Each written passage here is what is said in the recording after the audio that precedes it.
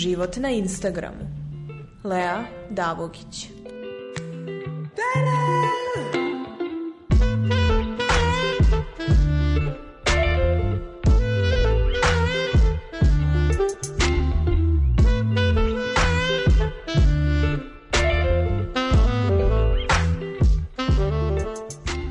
Kada bi me neko pitao čime se bavim, ne znam ni tačno šta bih odgovorila. Možda sam kao prvenstveno DJ, ali sam zapravo ceo život svirala klavir. A onda sam se u stvari bavila manekenstvom, a onda sam prešla na Instagram i sad kao ljudi kažu, to nazivaju influencer, instagramer, šta god da sam, ne znam više. A Instagram je eto tako sad neka platforma na kojoj mogu da spojim sva ta moja zanimanja i sve te moje ličnosti, a vremenom je postao i da kažem posao jer sam počela da zarađujem. I dalje to nije na nivou nekih blogera i influencera, ali nije loše, to je kao neki hobi i neki novac koji vam dolazi sa strane. Sada nije ni on pao sa neba, niko vam neće ništa dati za džabe, očekuje se da vi taj novac zaradite na kraju dana. Mislim, ja sam otvorila Instagram kada je on i nastao, ali nisam ga koristila onako kako ga danas koristim. I mislim, prosto niko nije očekivao da će Instagram išta donositi. Bila je čisto datoteka slika koje ne možeš da okačiš i želiš da vidiš nakon godinu dana. A sada je to bukvalno jedan vid posla i stvarno oduzima i vreme koliko je i posao. Nije toliko naivno kao što neki ljudi misle i iziskuje ozbiljno vreme, fotke koje se kače traže vreme, storije koje se kače iziskuju neki trud, stoji iza svega toga. Uglavnom to funkcioniše po principu brand vam se sam javi za saradnju. Može da bude u vidu kompenzacije, može da bude da vam neko ponudi godišnji, mesečni ugovor, kakav god. Naprimjer, kompenzacija znači da vi radite za stvari ili za to šta taj brand prodaje, da li je to šminka, da li je to garderoba, oni vam pošalju nešto, vi to treba da uslikate, okačite, izreklamirate, ne dobijate neku novčanu naknadu za to, nego prosto zadržite te stvari koje su vam oni poslali. Druga strana je da dobijete ugovor koji može da bude, na primjer, godišnji, tu dobijete neki novac za tih godinu dana i imate obaveze koje vam stoje u ugovoru. Kako se vi, zavisi sad od brenda, kako se vi dogovorite, da li će to biti mesečno, jedan broj postova, storija, na koji način ćete vi to reklamirati i na kraju dana koliko ćete para za sve to dobiti.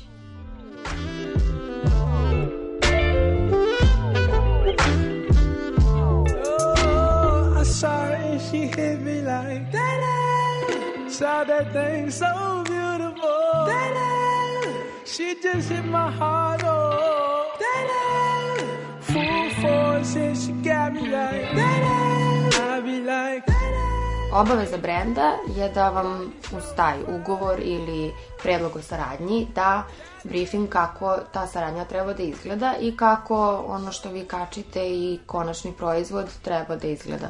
Kod nas to malo i dalje nije organizovano i dalje oni ne shvataju da oni moraju da vam naglase šta nije dozvoljeno. Naprimjer, oni vam samo pošalju, želimo 3 slike na kojima se vidi brand. A ne objasne vam da, na primjer, ne sme životinja da jede keks koji vi jedete, što se meni, na primjer, jednom desilo. To bi čak bila najlajkovanija slika na Instagramu, sigurno, jer sam ja jela, nije sad, ne smijem da pominje brand, ali ja sam jela neki keks i slučajno stvarno prišlo kuće i krenulo da mi otme iz usta i moj dečko je uspeo da ufotka u tom trenutku. I ja sam mislila da je to možda najbolja slika koju imam i okačila sam sva srećna, međutim dobila sam kritiku brenda da ne sme da bude životinja na slici, što oni naravno unapred nisu rekli. U inostranstvu vi dobijete, ako slikate tašnu, tašna ne sme da bude na podu. I to vam stoji napisano u ugovoru, u briefu ili tako dalje. Kod nas to ne postoji i onda je na kraju ispalo da, na primjer, oni bi mogli da dobiju kritiku ljudi kako je kao toliko loš keks da samo kučići jedu. Što meni nikad ne bi palo na pamet. Meni je čak bilo kontra, kao toliko je dobro da ti je kuće otelo, ali eto, na primjer, postoje neke tako sitnice o kojima kao normalan čovek ne razmišljate. Prosto nismo svi u marketinškim agencijama i onda ne razmišljamo o tako nekim sitnicama Naprimer, kako će ljudi to moći da prokomentarišu. A što je najgore na internetu, svako traži da vam prokomentariše nešto loše. Mislim da je 90% komentara, nije da kažem 90%, ali ljudima je mnogo lakše da vam nađu neku lošu stranu nečega i da vam upute kritiku nego da vas pohvale. Samim tim na nama je mnogo veća odgovornost i mnogo nam je teže, jer sve što radimo sada ti prvo moraš da razmisliš šta može da bude loš komentar. I moraš da se setiš unapred svake kritike koja je moguća na osnovu toga što si ti okačio, da bi okačio jednu sliku na kojoj je jedan keks.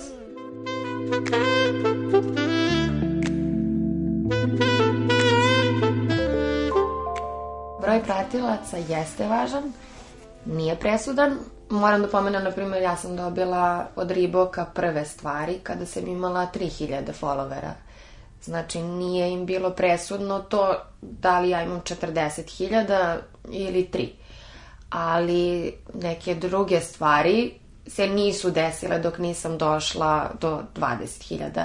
Neki drugi brendovi koji su rang Reeboka su se javili kada sam bila na 20.000, pa sam morala da odgovorim žao mi je, ali oni su se javili nevezano za broj, znači njima sam bila zanimljiva kao ličnost, a ne kao neka brojka na Instagramu.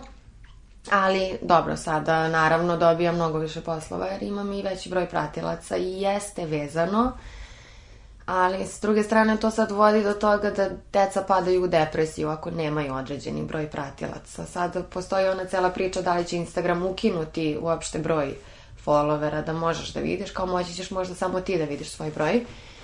Ali činjenica je, iskreno i ja kada vidim da, ne znam, neka osoba ima 50.000, nekako automatski te lakše ti je, terate da klikneš da i ti budeš deo tih 50.000 nego neko ko ima 50. Ali možda i zato što taj ko ima 50.000 znaš da će više kačiti, da već ima veće odgovornosti ima kačenja i možda će biti zanimljiviji od nekoga ko ima 50 pratilaca i okači sliku jednom u mesec dana.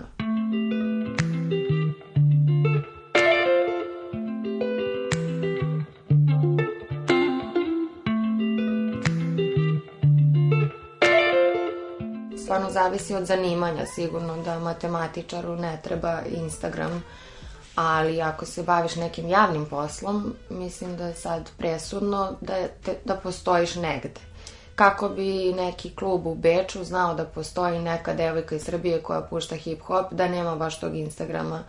Mislim, puštali su i ranije ljudi i postojali su DJ-evi i znali su ljudi, ali mnogo je teži bio put. Tada si morao sam da pošalješ, naprimjer, lep primjer za to je Tijana T koja je slala 100, ne znam koliko je rekla, ali slala je 100 mailova dnevno klubovima, kao hej, ja postojim.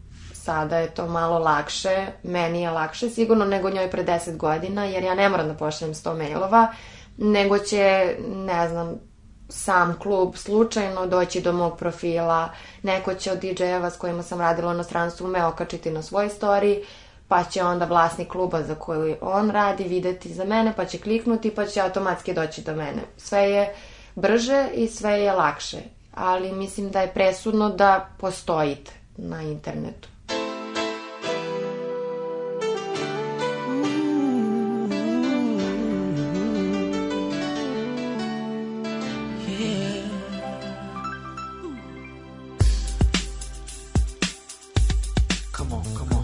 Changes. Wake up in the morning and I ask myself, is life worth living? Should I blast myself? I'm tired of being poor and even worse, I'm black. My stomach hurts, so I'm looking for a purse to snatch. Cops give a damn about a Negro.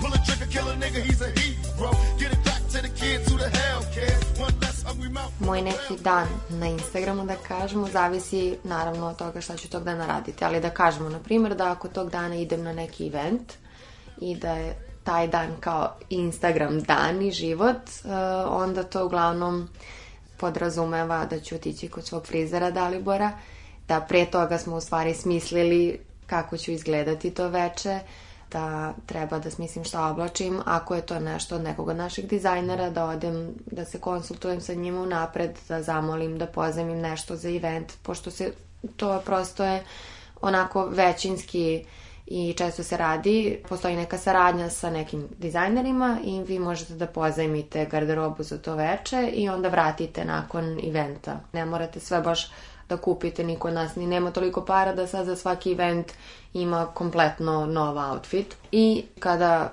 se saradnja uspostavi, od mene se očekuje da ja izreklamiram osobu čiju sam kreaciju nosila, ili šminkera koji me je šminkao, ili frizera, jer je njima to kao reklama, a ja sam dobila kao super izgled za to veče.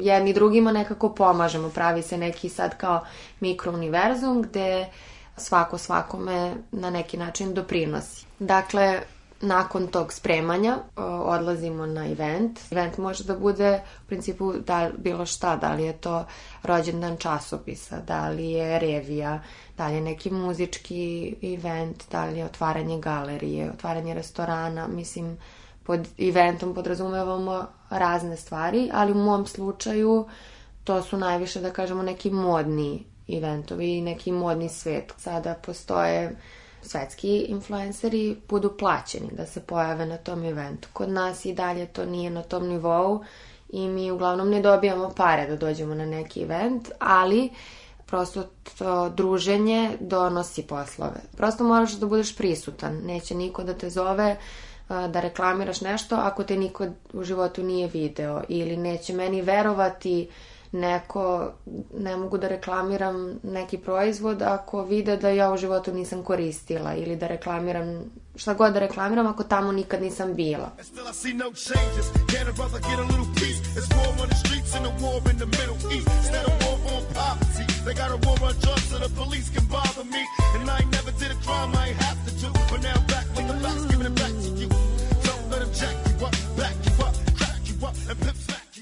Poenta cijelog ovog kao mog Instagram života je to što ja volim to i stvarno ne volim ljude koji se bave time, a onda kukaju kako je to mnogo teško. Znači, zašto onda to radiš? Ja nekako to radim zato što se meni to sviđa, vidim efekat toga, donosi mi nešto i nije mi teško. I svakome je nešto teško i svima nam je u nekom momentu teško i meni je nekad mnogo teško i ne šminka mi se taj dan i ne priča mi se taj dan i tako dalje, ali mnogo je manje tih momenta u odnosu na one lepe momente. Moram da priznam, sad ja volim kad mi neko pošalje da mu je nešto lepo bilo što sam okačila, da mu se nešto svidelo, da sam nekog inspirisala na nešto.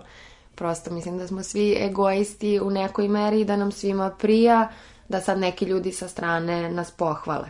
I eto, kao moram da priznam da volim i taj deo tog posla. Volim da delim nekako, takva sam osoba, meni to nije naporno, meni je to prirodno i super mi je da neko ima uvid kao u moj život. Neki ljudi to baš ne vole i to je okej.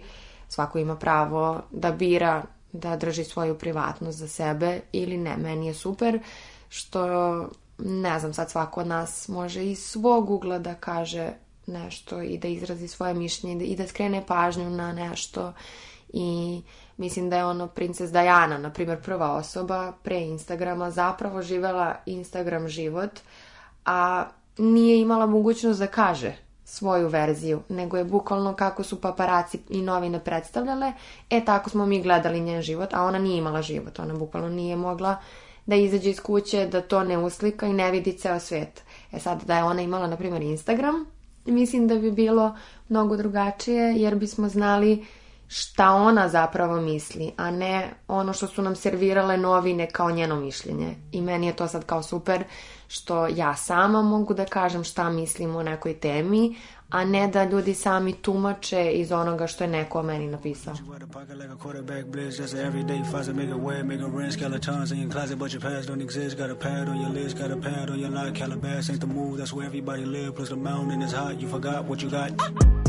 Svako od nas bira kako će da koristi mreže.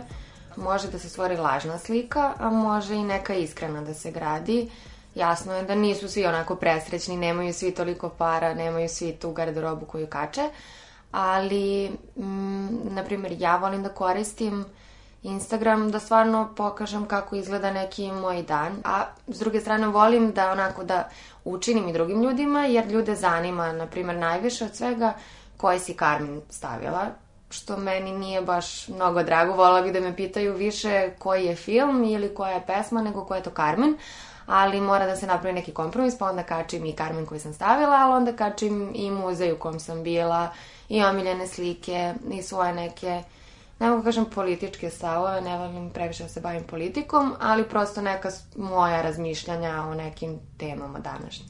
A mislim da na tom Instagramu stvarno postoji dosta laži, u jednom smislu moje fotke jesu obrađene su fotografije koje fotografi postavljaju, meni šalju i prosto profesionalna fotkanja, uvek su photoshopirane slike. Ali moje slike, stvarno, eventualno vrsko filter se promeni, nema trunke, Photoshop u tom smislu, nema smanjivanja, nema povećavanja i tako dalje. A mislim da ljudi ne znaju, to jest mnogi mladi ljudi ne znaju i zoomiraju slike, misle da struk može da bude 30 cm i previše takvih slika, tako da stvarno se trudim koliko je god moguće da okačim sliku stvarno bez šminke, sa podočnjacima. Dobro, imam okej kožu, pa ne mogu da kažem sada da imam ne znam koje akne, pa kao evo baš sam car, stavila sam sliku bez šminke. Imam sreću da imam lepu kožu, ali imam velike podočnjake i mislim da nije okej da to se nikad na mom profilu ne vidi i da ljudi misle da izgledam kao isfotoshopirana. A većina Instagrama zaista koristi forice i fazone i devojčice to ne znaju i onda one misle da tako treba da izgledaju i onda su nesrećne što ne izgledaju tako i došli smo do toga da meni posle nastupa prilaze devojčice sa upaljenim Snapchat filterom, onim sa vatricama, sa zvezdicama i tako dalje i već su im upeglana su im lica i sad ona nije meni prišla s tim filterom zbog mene, da mene uslika tako, nego ona više sebe ne može da vidi bez tog filtera i to je ogroman problem i mislim da mi imamo neku odgovornost da postavljamo stvari par s vremena na vreme onakve kakve stvarno jesu. Sigurno je meni lakše da pazim šta kačim i da razmišljam o tome kakvu sliku stvaram i šta, u stvari, na šta inspirišem ljude time što kačim, nego nekoj devojčici koja nema formiran stav. Mislim da je to isto kao modeling svet. Tu mi je nekako slično mišljenje. Ja sam u modni svet ušla, počela sam sa 14, ali sam prestala jer sam išla u školu, nisam mogla i tako dalje. I zvanično sam počela sa 24 godine. Što je kao za modni svet već kasno. Ja sam imala sreću da izgledam mlađe, pa je sve to prošlo. Ali mislim da je to sreća što sam ja imala 24 godine, jer je nemilosrdan svet. I ako nemaš svoj stav, nekako lako je da te ljudi usmere da naprave sami nešto od tebe, jer ti nemaš mišljenje. I mislim da isto važi i za Instagram, da je lako je meni, a nije lako nekom detetu i šta jedno dete koje sedi kod kuće zna šta je stvarnost. Možda i ne bi trebalo deca da imaju Instagram do nekih godina, ali ko to sad može da iskontroliše. Mislim da ne bi bilo loše da postoji neki age limit kada možeš da napraviš svoj profil, jer šta će stvarno detetu od 10 godina Instagram. Ali sad drugačije je vrijeme, mi nismo imali mobilni, sada je normalno da svako dete ima mobilni sa 10 godina. Ne možeš nekako da se boriš protiv tih. Previše je sve, prebrzo je sve otišlo da sad nema povratka, pa kao jedino rešenje je da mi stariji budemo odgovorni za tu decu, pa da mi više pazimo kakvu ćemo sliku o svetu njima dati. Eto, možda je kao to neko rešenje.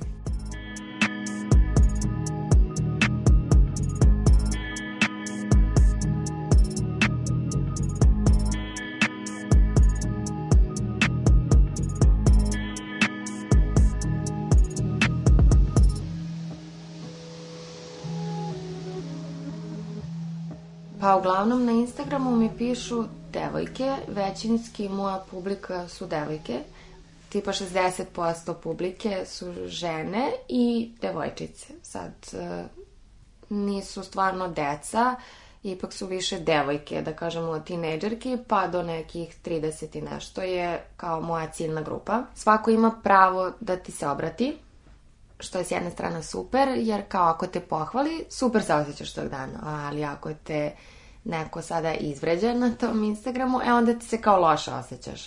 i to je većinski kod mlađih problem. Mislim da stvarno naša neka generacija nije tako odrasla. Mi nismo navikli da možemo da se obratimo. Ja nisam mogla da odem da jednoj, ne znam, Madoni kažem šta ja mislim o njoj. A sada njoj svako može da kaže, meni može svako da kaže i mnogo im je lakše da dopru do mene. I sad kao trudim se da me to ne zaboli, jer ako mi je prijalo da mi je neko rekao nešto lepo za mene, onda kao nije okej da se žalim ako me neko i izvređa na tom internetu. A na kraju dana ipak me uvek zaboli, jer se kao trudiš oko nečega, to je tvoj trud sada. Da li je to nekome okej ili nije, nemoj da gledaš. Ako ti se ne sviđam, postoji unfollow ili samo ne ulaziš tom nekom na profil. Naprimer, najviše može da zaboli neka stvar koja je vezana za izgled, ali, na primjer, genetski. Ja nisam birala da nemam grudi, ali biram da ne stavim grudi. Naprimjer, to je moj izbor i ja sam zadovoljna time kako izgledam i biram da ne radim plastičnu operaciju. Ali zašto sada neka devojčica može da mi kaže da je njoj to strašno i da sam ružna zato što nemam usta, grudi, nisam punija od ovoga. Prosto tako sam rođena i mislim da je stalno nepravda po meni, možda zato što kao, eto ja sam mršavija, ali stvarno mislim da se ne govori dovoljno o tome, nekako je uvek, to jest nikada nije okej da nekome kažeš da je puniji i to je zauvek neka strašna stvar, a uvek je okej da nekome kažeš jel jedeš nešto. Zašto nekako, ne znam, mene je to uvek bolelo i kad sam bila mala, zašto je okej da meni neko kaže jo, jadna je sjela nešto, prosto ja sam tako građena, znači ja i kad jedem, ja ne mogu da budem deblja i mislim da postoji mnogo mršavih devojčica koji imaju komplekse, a ljudi ne shvataju da možeš i od toga da budeš iskompleksiran, nisu samo puni ljudi, puni kompleksa i mršave osobe možda ne žele da budu mršave i sada deca ne shvataju da kada jednoj devojčici od ne znam, 10 godina, kažeš gde su ti grudi i zašto si tako mršava, da možda i ona ode kući plače i pokušava da jede i jede na silu, a u stvari ona ne može toliko da pojede i onda povraća i mislim da se psihički poremećaji dešavaju i zbog toga, a ne samo kao zbog debljine. Ili, ne znam, postoji sad tu, da, može, dešava se kao kako si ružna bez šminke. Stvarno, ne mogu da kažem, ne kukam sada, ne dešava se često, to je samo jedna strana medalje i govori o tome sada da li kako se izboriti i sa tim. Prosto mislim da ne treba da shvatamo lično to što svako ima pravo na mišljenje, dovodi do toga da neminovno je da ćete dobiti i loše komentare.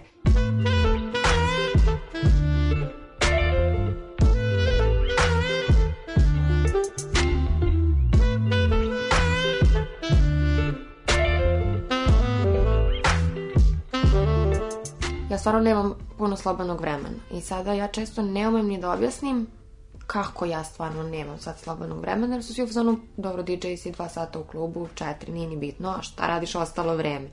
I sad ja sama sa sobom kad se tako, mislim, pitam se gde mi ode stvarno vreme, ok, idem na razne neke časove i usavršavanja, jer opet na kraju dana treba će mi uvek za nešto, a drugi deo vremena zapravo jeste otišao na taj Instagram. Koliko god je meni prirodno i ja ne razmišljam o tome, nije mi teško, nije mi napor, iziskuje vreme. I ako mi to dođe samo od sebe i ako ću ja da prirodno snimim nešto što se desilo, s druge strane veliki deo kontenta nije ušla sam u stan, snimila mačku, nego sam zapravo isplanirala da nešto snimim za taj Instagram.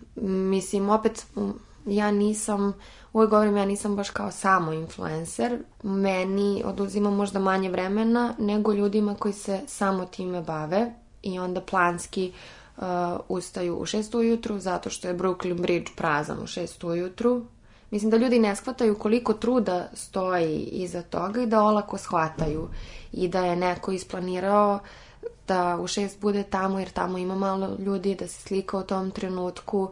Naprimer, gledam Tamara Kalinić, naša možda najpoznatija kao i blogerka, stvarno joj je život podređen samo tom vlogu i Instagramu i devojka 24 sata živi taj život i preslači se u kolima i trči na 6 revija za redom i mora na svako da stigne jer je unapred obećala da će stići, unapred je dobila pare i nije bitno da li je gužva u saobraćaju, da li se preklapaju vremena, prosto devojka mora da bude otprilike na 5 mesta u isto vreme i ljude ne zanima kako će ona to da izvede i da li je to realno.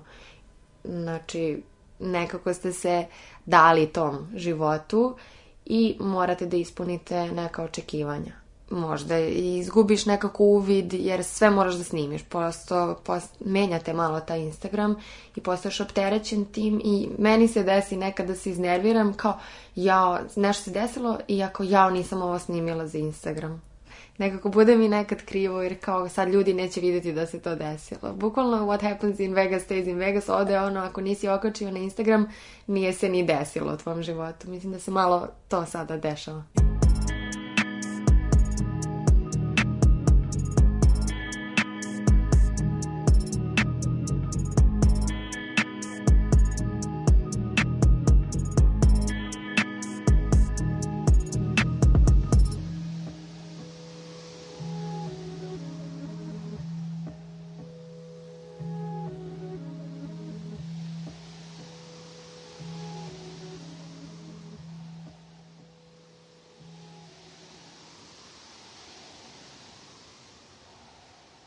Jednom se desilo da je Instagram pao na jedan dan i da nam nije radio ceo dan Instagram, pritom smo stvarno imali neke plaćene postove u tom danu koje je trebalo da okačimo i kao ti sad dobiješ datum, kog datuma kačiš i ti dobiješ pare za to i onda se kao tog dana se sruši internet i ne radi Instagram. Međutim, desilo se u celom svetu pa kao oprostili su nam svima, svi smo kačili sutra, ali sad kad bi se to zauvek desilo, ja sam srećna što ja posao imam. Ja ne zavisim od tog Instagrama na kraju dana. Ja sam DJ, nisam influencer. Ne znam šta bi se blogerima desilo, čime bi se bavili. To mi je onako nekad i zanimljivo da pomislim, pošto stvarno cenim veliki trud je iza toga. Uopšte ne podcenjujem. Jeste posao, ali, na primjer, šta bi se stvarno desilo kada ne bi postojao, šta bi njihov posao bio i šta bi njihova uloga u ovom svetu bila. Ja bih na kraju dana ipak imala neku ulogu. Ja sam i dalje DJ ili i dalje sviram ili svakako posao bih imala. Sada, da li bi mi dalje bilo toliko lako da nalazim dalje poslove? Ne znam, sigurno bi mi odmoglo jer mi ovo dosta pomaže. Znači, ne bi mi bilo toliko lako bez Instagrama, ali bih imala i dalje svoj identitet i posao.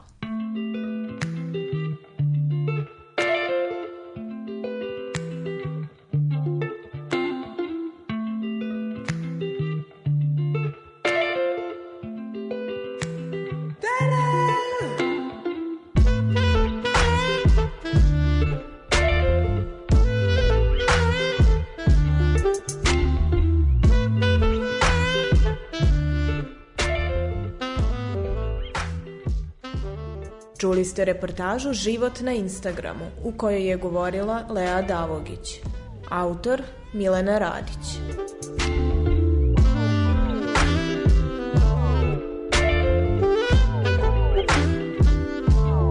Oh, I saw her and she hit me like that. Saw that thing so beautiful. That she just hit my heart. Oh, that full force and she got me like that.